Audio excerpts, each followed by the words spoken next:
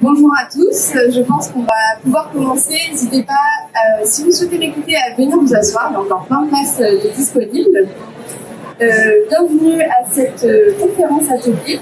Merci à ceux qui sont là. Si vous êtes là, je pense que c'est parce que vous êtes intéressés par le bien-être du chien dans l'architecture. C'est cette thématique que je vous propose de traiter aujourd'hui à l'Animal Expo. Ensemble, donc comment concevoir ce centre canin et comment créer un lieu pensé pour le bien-être du chien. Alors, qui suis-je pour traiter de cette problématique? Merci beaucoup d'être venu. Je suis Ariane Lefebvre, architecte canin chez Archidog. Je suis architecte diplômée d'État de l'École nationale supérieure d'architecture de Paris-Malaquais. Je travaille en design animalier depuis plus de 6 ans sur le terrain avec à mon actif plus de 150 réalisations sur l'ensemble du territoire francophone. Plutôt avec à la base une spécialité cheval. Et depuis que j'ai adopté ma petite chaîne Naru que vous voyez en photo ici, je me suis dit pourquoi pas étendre les pratiques d'architecture à d'autres espèces animales, dont le chien. Alors, c'est comme ça du coup que j'ai fondé la marque Archidog. Donc Archidog, c'est l'architecture au service du chien. À la base, c'est plutôt une boutique en ligne sur laquelle je vais proposer différents ouvrages techniques traitant de l'architecture canine, mais également des modèles fictifs créés en emploi, un magazine que vous pouvez télécharger gratuitement sur le site. Et ponctuellement, je propose également des missions d'accompagnement sur des projets de conception canin, mais également d'identité visuelle d'entreprises canines. Alors, pour rentrer dans le vif du sujet aujourd'hui, donc comment concevoir son centre canin? On va d'abord parler de définir son projet et comment comprendre les besoins du chien pour sa structure canine. Ensuite, on va parler plutôt pratico-pratique, donc terrain, aménagement, réglementation. Et enfin, on finira plutôt par des solutions pratiques et des exemples, parce que j'aime bien toujours montrer en fait à la fin, vous commenter des projets canins. On aura un temps d'échange également à la fin. Alors, on va commencer avec la première partie. Donc, définir son programme de travaux. La définition d'un programme de travaux, en fait, c'est un document de référence qui va décrire l'ensemble des besoins et objectifs d'un projet de centre canin. J'aime beaucoup dans les projets, en fait, ne pas poser la question quels espaces souhaitez-vous. Je préfère d'abord parler de vos besoins au travers d'une liste d'une cinquantaine de questions qu'on va se poser. Et en fait, mon rôle, ça va être de traduire vos besoins en espaces architecturaux. Par exemple, quelle activité principale souhaitez-vous proposer dans votre espace et à quelle fréquence? Par exemple, est-ce que vous faites de la garderie, de l'aire de jeu, de la pension, des nuages? Et si vous en faites plusieurs, à quelle fréquence? Est-ce que vous avez des activités qui sont qui ont plutôt une fréquence de saisonnalité? Ou au contraire, est-ce que vous avez des activités qui sont très quotidiennes et certaines que le week-end? Et forcément, ça va impacter la manière dont on va agencer les espaces. Ensuite, forcément, quel effectif et type de chien vont fréquenter l'espace? Ça, c'est à mettre au regard, du coup, forcément, des activités que vous allez proposer. Est-ce que vous allez avoir des chiens qui ont des besoins spécifiques?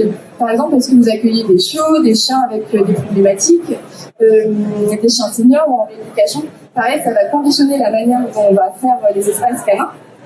Comment allez-vous entretenir des lieux? Ou encore, ça, c'est une des questions que je pose plutôt au début, même si là, je l'ai mis à la fin. Quelle place donnez-vous aux chiens et quelle est la relation humain-chien que vous souhaitez dans vos lieux? Ça, c'est très important en fait d'avoir cet état d'esprit dès le début, parce que ça permet vraiment de donner votre intention, de traduire en fait seulement cette âme que vous allez avoir dans votre projet d'architecture. Vous aurez après des exemples.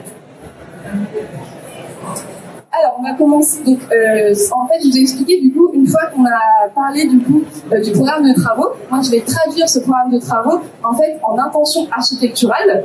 Donc, en fait, il y a plusieurs courants qui existent que j'ai un peu réadaptés à l'architecture des chiens. Donc, on va parler d'architecture comportementale, d'agencement ou de design éthologique, ou encore plus familièrement de l'architecture. Moi, j'aime bien dire d'architecture, je trouve en français ça sonne un petit peu mieux. Et en fait, ces courants de pensée-là, ça va être de comment on prend les besoins, donc à l'état, on va dire, naturel du chien, comment on va les adapter dans un environnement qui est domestiqué auprès de l'homme. Donc c'est un petit peu ma mission que je me suis donnée, et je traite le chien en tant qu'individu, mais également à l'échelle d'un groupe social. Alors, ces différents courants de pensée, du coup, c'est une approche qui est assez pluridisciplinaire, parce qu'on va mêler finalement l'architecture à l'éthologie, à un travail aussi auprès du chien, qui dépend là de votre activité. Alors, ça se traduit comment concrètement? Je vous ai mis un petit exemple ici. Donc, par exemple, là, c'est un exemple sur le traitement de la porosité d'une clôture pour chien. Donc, différentes manières de faire de la clôture. Par exemple, ici, avec l'exemple au centre, c'est plus une typologie type muret ou mur. Donc là, on va s'adapter plutôt à des besoins spécifiques. Donc, si on parle plutôt tempérament chien, ça va être des espaces peut-être plus adaptés où des chiens, on a besoin de couper le sens visuel. Donc, par exemple, pour des chiens qui ont besoin de concentration, pour des chiens qui sont réactifs congénères. Mais si on parle de spatialité, ça peut être par exemple souvent à l'entrée d'un espace canin, l'entrée d'une boutique par exemple. On peut avoir des rencontres un peu compliquées. Là, on souhaite avoir peut-être plus de calme. Donc voilà, idéal pour des espaces un peu plus intimes. On peut aussi travailler, comme l'image que vous avez ici, sur une clôture où le sens visuel passe. Donc là, on va plutôt être peut-être sur de la convivialité et de la socialité. Donc on voit en général que les rapports chiens sont un petit peu les mêmes avec les humains. Forcément, un muret, c'est moins convivial pour les gens également. Donc ce type de clôture, par exemple en verrière, ça va être idéal pour des chiens qui sont non réactifs, plutôt sociaux, parce que ça favorise tout simplement une atmosphère plutôt détendue. Il y a un autre exemple, mais il y en a plein, par exemple sur des clôtures plus ajourées. Ici, on va être vraiment sur l'interaction visuelle, mais on a également le sens olfactif. Donc là, on va pouvoir interagir en fait visuellement avec le chien directement. Donc c'est vraiment différentes manières de proposer de la clôture, et c'est important que chaque espace soit pensé en fait en fonction de quel chien va être accueilli et quelle activité je vais proposer. Un autre exemple que vous voyez en haut, là c'est une clôture un petit peu rigolote. En fait, c'est une clôture où on effectue un tri par la taille. Donc, par exemple, pour proposer, si vous avez par exemple des parcs canins, vous voulez proposer des espaces avec par exemple des petits chiens qui peuvent s'isoler d'eux-mêmes en fait dans des espaces. Alors forcément, c'est pas une clôture qui est 100% imperméable parce qu'on a des petits ballons qui peuvent se boucher et passer en dessous. Mais on permet quand même de séparer un petit peu des tempéraments. Alors, je vais vous présenter d'autres petits exemples un petit peu plus théoriques. En fait, c'est des extraits du coup du livre Concevoir son centre canin en 30 bons plans du coup que j'ai à disposition ici ou sur archidog.com. Comment on va traiter par exemple les flux et les usages au sein d'un espace canin. Alors, c'est l'espace canin, je ne vais pas préciser, mais c'est vraiment très large en fait. Par exemple, la rencontre entre deux chiens, quand on va être sur une étroitesse de chemin, le facilement, vous avez déjà dû le pratiquer, être en fait sur des conflits d'espace à cause de l'étroitesse d'un lieu. On peut avoir par exemple un chien, donc comme celui-ci en haut, qui peut être un petit peu stressé, qui peut être mal à l'aise par exemple, à cause d'autres chiens de trop près. Et en fait, on n'a pas les dégagements finalement nécessaires dans cet espace-là. C'est pour ça qu'on va plutôt se tourner, par exemple, vous voyez, dans des espaces ici, comme au Salon Animal Expo, on a vraiment de la place pour se déplacer. On est sur des cheminements, du coup, qui sont élargis. Donc, je recommande un minimum 1m80 dans des espaces, par exemple, type boutique, où là, forcément, la surface bâtie est assez conséquente, on ne peut pas non plus se développer plus. Ou alors, si il y a besoin, on peut travailler, par exemple, des espaces de retrait, comme vous voyez là, où un maître et son chien peuvent s'isoler pour laisser passer les autres. Un autre exemple de gestion des flux canins. Donc là, on est sur l'espace du SAS pour entrer sur une zone canine. Ça se fait de plus en plus maintenant, tout simplement pour éviter en fait les risques de fuite d'un espace à l'autre. Et on parle en général des chiens plutôt, quand on rentre dans un espace, les chiens qui sont à l'intérieur de cet espace qui n'en sortent pas. Donc là, par exemple, on travaille sur des espaces de 1m50 à 3 mètres. 3 mètres, ça peut paraître grand, mais en fait, c'est nécessaire pour un chien qui appréhende un petit peu de rentrer dans un espace, qui puisse aussi tourner sur lui-même et s'extraire de l'interaction sociale. Alors, on a fait un petit peu de théorie sur la bartecture, donc l'agencement écologique. Je vous propose d'aborder un sujet peut-être un peu moins sympa, un peu plus pratique sur le terrain. Je vous parlais au début des questions que je pose pour établir un programme de travaux. Bien sûr, c'est ensuite à mettre en corrélation avec votre terrain. Donc, en fait, comment choisir et adapter votre terrain au regard des activités que vous allez proposer. Par exemple, quelle est la surface de votre terrain? Comment est-elle répartie? Vous pouvez avoir un terrain, par exemple, qui fait 3 hectares, mais s'il est en plusieurs parcelles différentes, séparées par des chemins communaux, avec une pente à 45% et par voie de construire, forcément, l'espace n'est pas exploitable de la même manière. Quelle est l'orientation du terrain? Quelle est la qualité du sol? Quels sont les éléments naturels déjà présents que peut-être vous allez pouvoir exploiter dans l'espace, par exemple des arbres, des sujets d'arbres que vous voulez conserver pour amener de l'ombre. Quel est le voisinage immédiat et comment peut-il influencer votre projet? Donc là, on est plutôt sur un aspect réglementaire. ou quels accès existent au terrain. Et en fait, ce travail-là d'analyse de terrain, je l'étudie en général très en amont, avec des outils qui sont accessibles à n'importe qui, donc avec le site géoportail.com et géoportail de l'urbanisme, c'est la capture d'écran que vous voyez là-haut, qui permet en fait déjà de regarder d'un point de vue réglementaire votre terrain. Alors là, c'est pas propre aux espaces canins, c'est en propre à des constructions que vous souhaitez faire au regard du règlement de votre commune. Et donc, c'est moi pour la partie de réglementation. Alors, les réglementations, malheureusement, on va s'y conformer pour un projet canin. Bien sûr, ça dépend de l'activité parce que par rapport à la protection souvent du voisinage, donc on a plusieurs échelles de réglementation. On a d'abord tout ce qui est plutôt départemental. Donc, la Direction départementale de protection des populations, la DDPP. La Chambre d'agriculture, c'est une partie plutôt une activité d'élevage. Et vous ne pourrez pas y échapper le RSD, le règlement sanitaire départemental, qui impose notamment 100 mètres entre un chenil, donc des espaces habités par des chiens, et du voisinage. Les voisinages, selon les communes, j'ai déjà eu le cas, certaines communes comptent vraiment la limite de séparation et non pas d'habitation. Donc en général, on prend en compte le paramètre le moins avantageux pour ne pas avoir de surprise après. Et ensuite, le règlement communal, donc là, ça va être le PLU, les cartes communales, les autres éléments inhérents vraiment à votre terrain propre. Donc si vous avez par exemple des inondations, si vous accueillez du public, etc. Et si vous faites de l'élevage, à partir d'un certain nombre de chiens, on peut aussi vous demander d'avoir un vétérinaire référent pour notamment des plans de biosécurité. Alors la question qu'on pose souvent, c'est comment je fais pour savoir à quelle réglementation je dois me soumettre. Ce que je fais très régulièrement dans un projet, c'est une toute petite étude de faisabilité que vous pouvez faire vous-même. En fait, c'est un certificat d'urbanisme. C'est la capture d'écran que vous voyez ici. Donc c'est sur Service Gouv, vous pouvez télécharger le formulaire. Il y en a deux types. Il y en a un qui est informatif, vous décrivez gentiment votre projet. Il y en a un qui est opérationnel, où vous commencez à mettre des plans. Et en fait, la commune et les services qui vont être concernés dans votre projet vont vous répondre est-ce que oui ou non, vous pouvez réaliser votre projet, et non, en fait, sous quelles conditions et pourquoi. Ça permet en amont, parfois d'acheter un terrain ou de déposer un permis de construire, et déjà élucider certains points de la réglementation. Ah, je suis allée trop vite, pardon. Alors, ce n'est pas tout, en fait, de respecter la réglementation. Dans les projets que j'accompagne, en fait, j'aime aller vraiment au-delà de cet aspect purement réglementaire pour le dépasser un petit peu, parce que pour moi, un centre canin, c'est pas juste répondre à des enjeux de fonctionnalité. On va être aussi, en fait, sur l'idée de transformer les tâches qui n'ont pas de valeur ajoutée en opportunité pour vous. Par exemple, si vous avez moins de nettoyage, vous avez plus de temps pour enseigner, pour guider, créer du lien avec les chiens et les clients. Et en tant que structure canine, c'est ça la valeur ajoutée en fait. C'est pas forcément de nettoyer des espaces, par exemple, ou d'ouvrir et fermer des portes. Du coup, je travaille autour de plusieurs axes qui vont être la surveillance, l'entretien, la pénibilité, la flexibilité et l'optimisation. Pour vous montrer des exemples avec les images suivantes. Par exemple, là, on est sur un terrain de sport canin type agility, on va stabiliser les sols. Donc là, c'est pour pouvoir avoir un usage en toute saison, donc également en hiver, mais également quand il pleut, par exemple. On va travailler sur les matériaux. Donc, tout bête, par exemple, si je mets du carrelage, sur quel joint je vais travailler par rapport aux jurys, par exemple, des chiens, et comment je vais traiter les murs pour l'entretien. Et ça, forcément, ça me fait gagner du temps, le temps que je donne après aux chiens. La surveillance, par exemple, ici, avoir des points de vue, je peux surveiller en fait d'un seul tenant l'ensemble des parcs canins. Ou quand je parlais de flexibilité, avoir des usages un peu mixtes dans les espaces. Par exemple, vous voyez ici en fait une piscine pataugeoire pour chiens qui sert également pour faire des espaces aquatiques d'activité pour chiens. Donc, par exemple, là, du hooker aquatique.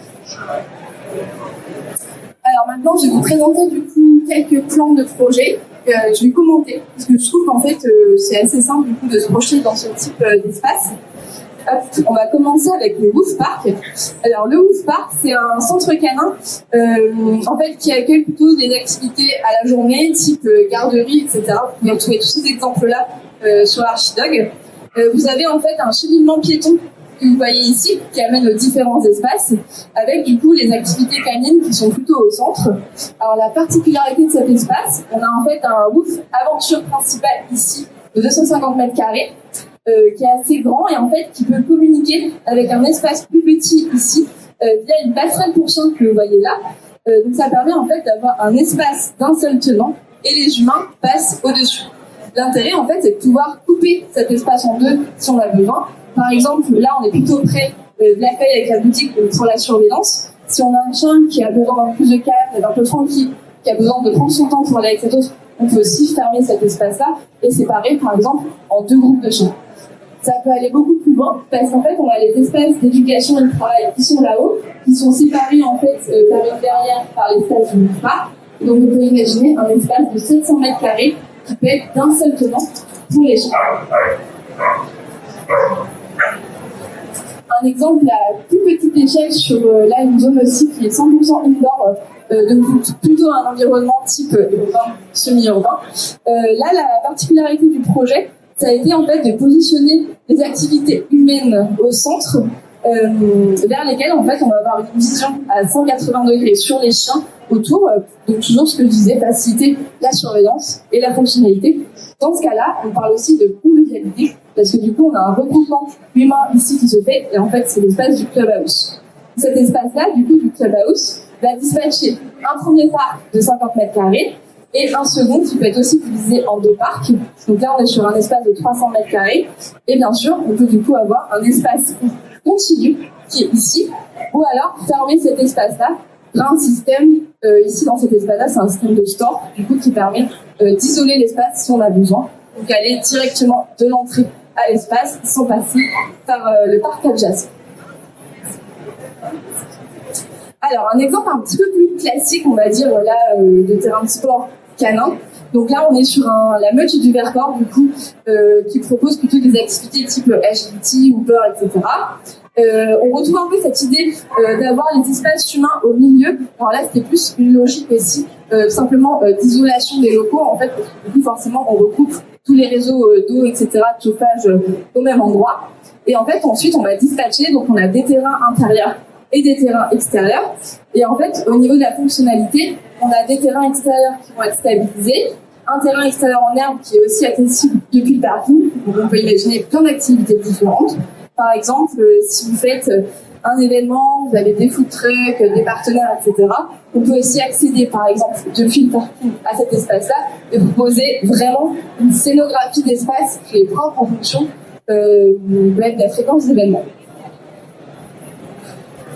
Alors, vous avez peut-être eu l'occasion d'aller voir la partie, du coup, dog party qui est ici par là, je crois, de l'Animal Expo, que j'ai eu le plaisir, du coup, d'inaugurer hier, malgré la météo qui a un petit peu tout mis par terre lors du montage. Donc, c'est un espace sur lequel j'ai travaillé en collaboration avec l'Animal Expo. Et en fait, là, le parti pris, c'est un petit peu le même. Donc là, vous êtes au niveau des halls. On sort ici, on a l'espace convivial ici, et on va dispatcher les différentes activités canines. Et là, en fait, chaque activité canine a été positionnée plutôt en fonction de l'expérience client. Alors, pour vous les expliquer, on a le flyball qui est ici, parce que là, je trouvais que c'était important de l'observer plutôt dans la longueur. C'est pas une discipline qui pourrait être intéressante d'observer dans la largeur. Vous voyez, on a tout cette longueur disponible. On a les activités tout là-haut qui sont plutôt pour la recherche d'objets et l'obéissance, donc plutôt un besoin de concentration au fond. Et on a les espaces d'agility et de toga qui sont ici. Pour moi, c'est un petit peu les disciplines phares. Donc, c'est les disciplines qui ont plus de contact avec le public. Et quand je dis le plus de contact, c'est vraiment littéral, parce qu'en fait, c'est longueur, vous voyez, de contact qu'on a ici avec cet angle. Et finalement, ce groupement d'activités fait qu'on a quelque chose de très convivial. On est aussi fonctionnel. On a le food truck là, qui hop, quand il repart, il arrive. C'est tout de suite comme ça. Voilà pour la présentation de ces espaces. Alors, pour aller plus loin, ensuite, sur vos projets canins, je travaille... alors, moi, je peux accompagner des missions, du coup, d'architecture, de conception, mais en fait, j'accompagne aussi beaucoup d'architectes qui ont besoin d'une expérience en plus. Donc là, souvent, quand les clients ont déjà des architectes locaux, c'est pour ça qu'en fait, j'ai proposé, du coup, sur le site Archidoc, en fait, plein de ressources disponibles pour même faire vos projets en autonomie. Donc, on a des ouvrages techniques, on a des modèles à télécharger, un magazine gratuit, etc. Et je propose du coup, alors aujourd'hui c'est un petit peu trop tard, mais hier j'étais disponible pour des échanges du coup, sur votre projet. Donc vous pouvez aussi prendre rendez-vous du coup, sur ma page contact. Et si vous avez besoin, je reste là encore quelques minutes. Merci beaucoup de m'avoir écouté. Si vous avez des questions, je crois qu'on a encore un peu de temps, je regarde, on a encore un petit peu de temps. Est-ce que la parole est à vous? Et je vous remercie de vous intéresser à ce sujet qui est un petit peu particulier quand même.